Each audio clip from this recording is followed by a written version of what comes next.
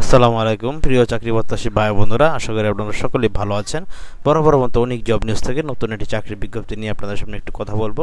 ভিডিওটি একটু ধৈর্য সহকারে দেখার অনুরোধ রইল। স্ক্রিনে ইতিমধ্যে দেখতে পাচ্ছেন বাংলাদেশ কৃষি মন্ত্রণালয়ে বাংলাদেশ পাট গবেষণা ইনস্টিটিউটে বিশাল বড় একটি নিয়োগ বিজ্ঞপ্তি প্রকাশ করেছে।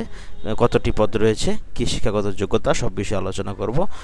অবশ্যই একটু ভিডিওটি দেখার অনুরোধ রাখছি। তো অনেকেই জানেন বাংলাদেশ পাট গবেষণা ইনস্টিটিউট কৃষি মন্ত্রণালয়ের অধীনে একটি সরকারি চাকরি।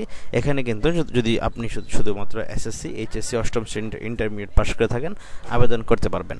অনার্স ডিগ্রি পাস করে থাকেন তাহলে আবেদন করতে দেখুন কী পদের নাম।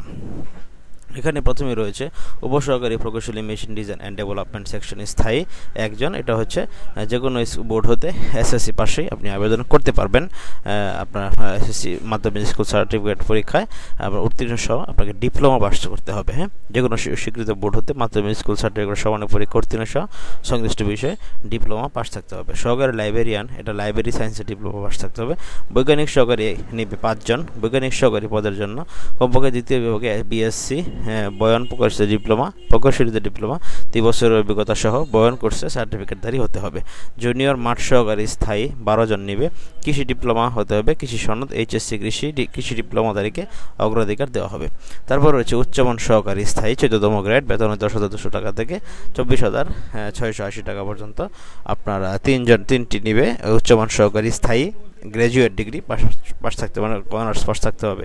উচ্চমান সহকারী কাম ক্যাশিয়ার স্থায়ী একজন নেবে, এটাও গ্র্যাজুয়েট পাস থাকতে হবে। অডিটর এটা নেবে একজন, এটাও কিন্তু অনার্স পাস থাকতে হবে। স্টোর কিপার নেবে একজন, স্নাতক বা সমমানের ডিগ্রি পাস থাকলে আবেদন করতে পারবেন। 60 মুদ্রাক্ষরী কাম কম্পিউটার অপারেটর এই পদের জন্য 3 জন নেবে। 60 লিপিতে, ইংরেজিতে বাংলায় 60, 40 শব্দের গতি সম্পন্ন মুদ্রাক্ষরিক, বাংলায় 30 ও ইংরেজিতে 25 শব্দের গতি সহ এইচএসসি পাস থাকতে হবে। গোদাম সহকারী নেবে একজন, গ্র্যাজুয়েট পাস থাকতে হবে। জুনিয়র ফিল্ড অ্যাসিস্ট্যান্ট স্থায়ী একজন নেবে, এটাতে কৃষি ডিপ্লোমা, কৃষি সনদ, এইচএসসি কৃষি ডিপ্লোমাধারীকে অগ্রাধিকার দেওয়া হবে। জুনিয়র ফিল্ড অ্যাসিস্ট্যান্ট স্থায়ী 2 জন নেবে, কৃষি ডিপ্লোমা, কৃষি সনদ, এইচএসসি কৃষি ডিপ্লোমাধারীকে অগ্রাধিকার দেওয়া হবে। অফিস সহকারী কাম কম্পিউটার মুদ্রাক্ষরিক 10 জন নেবে, এইচএসসি পাস, মাত্র ইন্টারমিডিয়েট পাশে। বাংলা ও ইংরেজিতে প্রতি মিনিটে 20 ও 30 টাইপের গতি আবশ্যক হতে হবে।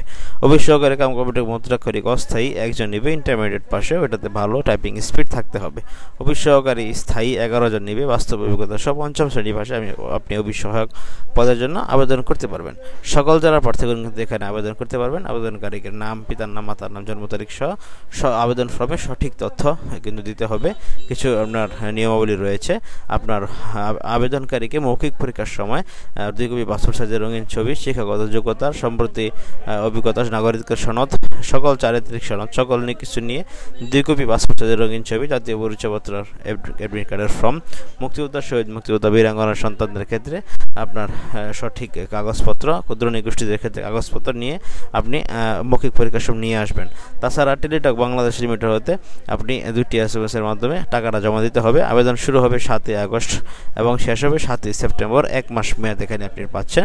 অবশ্যই আবেদন করার সময় ইউজার আইডি এবং পাসওয়ার্ড দিবে, সেটি দিয়ে আপনি 72 ঘন্টার ভিতরে টাকাটা দিয়ে দিবেন। তো এখানে দেখতে পাচ্ছেন 380 পিক্সেলের স্বাক্ষর, 300 পিক্সেলের ছবি স্ক্যান করে দিতে হবে।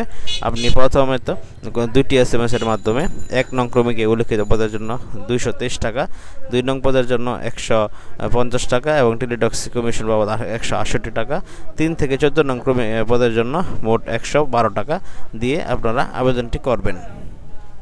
তো বন্ধুরা, আশা করি আপনারা সকলে বুঝতে পেরেছেন পাট গবেষণা ইনস্টিটিউটে কীভাবে আপনারা আবেদনটি করতে হবে এবং কী পদ রয়েছে সব বিষয়ে আজকে আমি আপনাদের সামনে তুলে ধরলাম। এটি কিন্তু একটি পুনঃনিয়োগ বিজ্ঞপ্তি, এটি এর আগেও কিন্তু ছেড়েছিল। তো এটা আবার নতুন করে আবারও তারা প্রকাশ করেছে। কৃষি মন্ত্রণালয়ের অধীনে বাংলাদেশ পাট গবেষণা ইনস্টিটিউটে নতুন করে চাকরির যে সার্কুলার হয়েছে সেই বিষয়ে আমি আজকে আপনাদের সামনে কিন্তু তুলে ধরলাম।